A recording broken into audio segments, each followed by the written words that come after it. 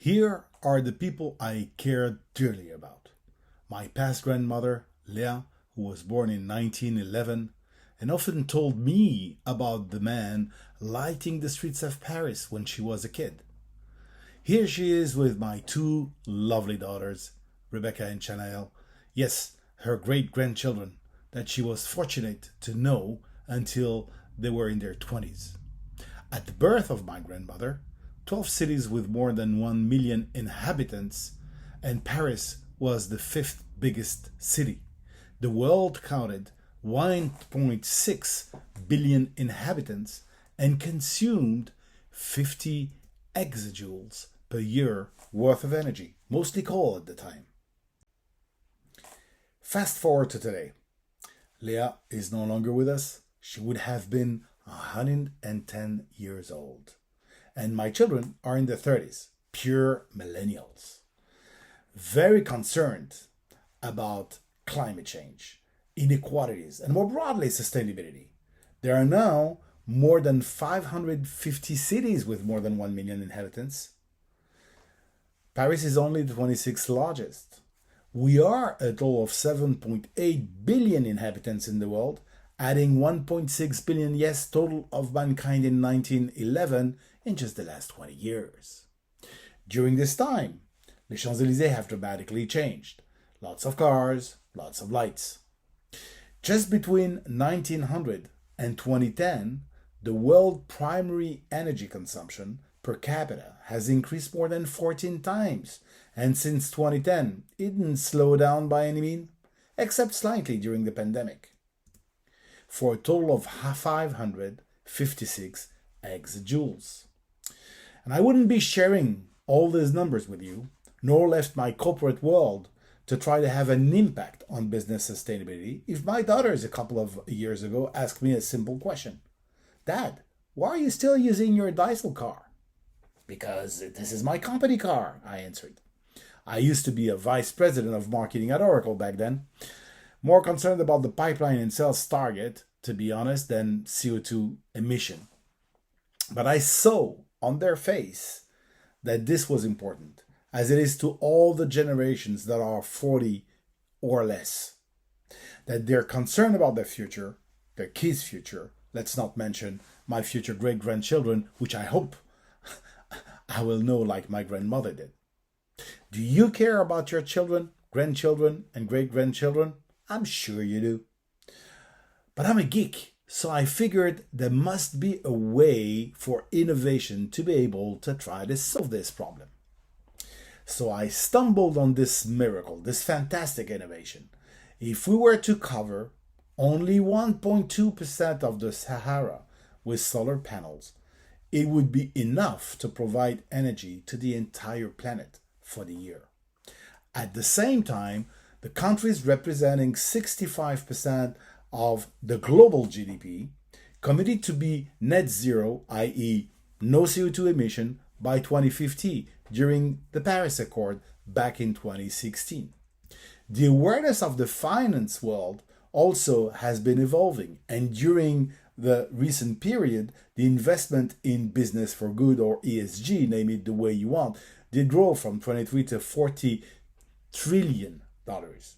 So there's a desire from governments. Investment from finance seems to be starting in big numbers. There's a big hope there if we take action. That is exactly why I want to push for innovation involving employees and customers in the process to make people, planet, and prosperity congruent. Yes, I strongly believe that the business can be sustainable and more prosperous, and I would like to help business leaders to make it happen. It translates into what is now generally referred to as ESG, the environmental, social, and governance of companies, and tend to reach some of the 17 United Nations sustainable goals defined after the Paris Accord, ranging from climate change, water access, to gender or wealth inequalities, to point a few. And since then, the pandemic has increased pressure on leadership teams to deliver financial value with societal and environmental impact for the benefit of all stakeholders. As Einstein reminded us, insanity is doing the same thing over and over again and expecting different results. So, if you don't feel insane, this is a strong signal for change. Surveying more than 1,100 CEOs, United Nations found out that 79% said the pandemic has highlighted the need to transition to a more sustainable business model.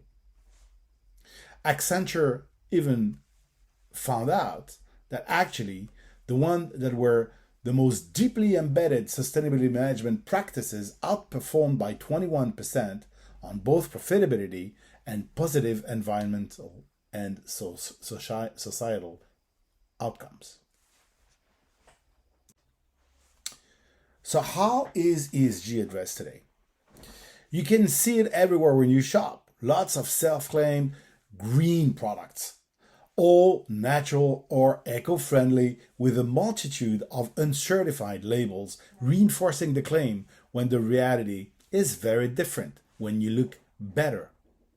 This is referred to as greenwashing, though other kinds of washing are also at work, like feminism or equalities washing. It can be called a much simpler and shorter name. Brands are lying to you to satisfy the consumer desire for more sustainability. A good example of that is Fiji water, claiming bottle out the source, untouched by man, it's Earth's finest water. Reality, it's water bottled in plastics, taking 450 years to break down in the environment, shipped via intensive transportation from Fiji to the world. And to make things worse, 47% of Fiji people don't even have access to clean, safe drinking water, according to the World Health Organization. Another frequent way of addressing ESG in large organizations is to appoint a chief sustainability officer, similarly to appointing a chief digital officer to deal with digital transformation a few years back. Actually, the number of appointed CSOs have exploded with the pandemic, 31 just in 2020.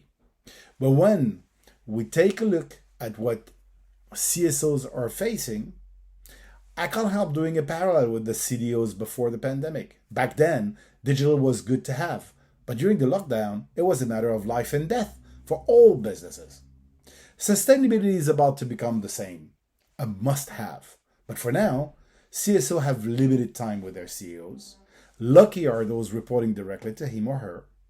The resources they're given are misaligned with what the role, often limited to communication, is, and their peers in the C-suite as well as the employees are not perceiving their mandate really as a critical one or a bold one. But we have some success stories. Let's start with Salesforce. I used to be an employee. The 1-1-1 program is giving back 1% of the profit, 1% of the time of their employee, and 1% of the product to nonprofit organization, because the CEO, Mark Benioff, believes that this is the goal of the business, to improve the state of the world. Actually, my first day at Salesforce in San Francisco was to serve meals to homeless people. How about an onboarding, right? Gives you right away the sense of the culture of the company. Very successful company. First example. Another one is CVS Pharmacy. You probably know this pharmacy chain, and they have a purpose that is, let's make our employee and customer health stay that way, be in good health. So they were having meetings with hospitals and doctors to find partnerships. But towards the end of the meeting, there was always someone at the back of the room saying, "Hey, Mr. or Mrs. CVS, don't you also sell cigarettes and tobacco in your shops?" Embarrassment on the CVS side of the table. Their business about tobacco and cigarettes was $2 billion. But they decided in 2014, very bravely, to say, we stop selling all of these things in our shops. $2 billion revenue, gone. Despite that, the same year, the revenue increased 10%, the profit increased 4%, and their market valuation was at their all-time high the following year, 2015. That's courage. Or you could refer to Tesla. Purpose, building cars without emitting any CO2. Well, today, they're 4 times more valuable than Toyota, 8 times more valuable than Volkswagen, despite producing far less cars. There are 3 levers, really, to embark on this journey and ways for you to take advantage of it. The first one is a purpose, a genuine purpose. And research shows that companies enjoying a genuine purpose have their customers buying, protecting, and championing their brand 46 times more. So it's about brand reputation. There's also a big question around these millennials, these people below 40 years old, that at 67% expect their company to be engaging really aggressively into ESG. So it's about hiring and retaining the best talents out there. And finally, half the investors believe the valuation of companies will be highly dependent on ESG within the next 2 years. So it's about innovation and financial performance. What about your business blueprint?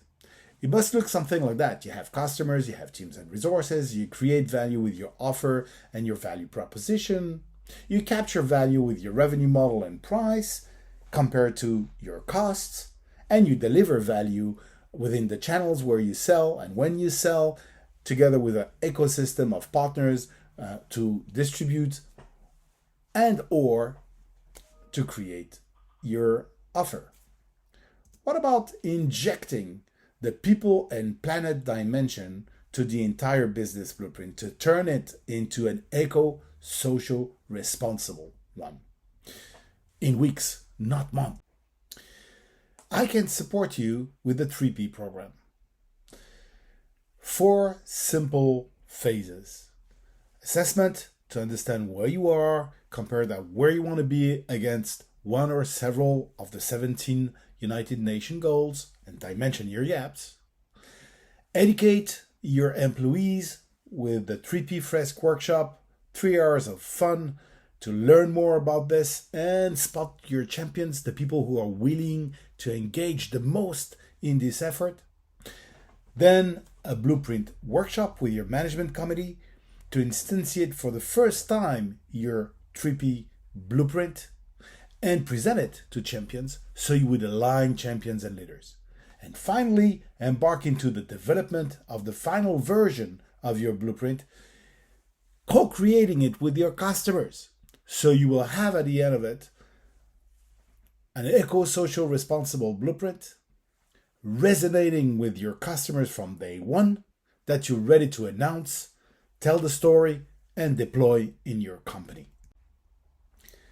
The 3P program, People, Planet, Profit, is about innovating and co-designing prosperous sustainability with your own customers.